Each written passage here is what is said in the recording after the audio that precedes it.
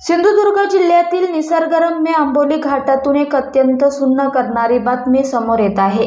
भरधाव आयशर ट्रकने दुचाकीला दिलेल्या भीषण धडकेत एका 11 वर्षीय चिमुरडीचा जागीच मृत्यू झाला आहे, तर तिचे आई-वडील आणि धाकटी बहीण गंभीर जखमी झाले आहे।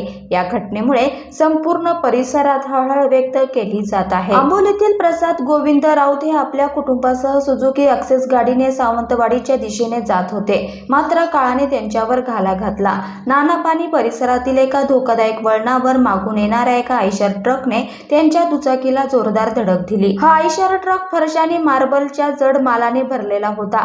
ट्रक चालक प्रकाश बिजलाई टोयोटा वय 26 राहणार राजकोट गुजरात याने घाटातील वळणावर गाडीचा वेग कमी केला नाही। धडक इतकी भीषण होती की निकिताचा जागीच प्राण गेला।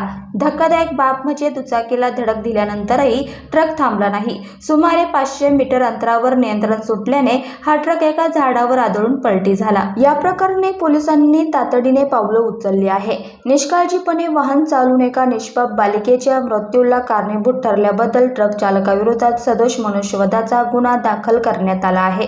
जखमींवर सध्या रुग्णालयात उपचार सुरू आहे।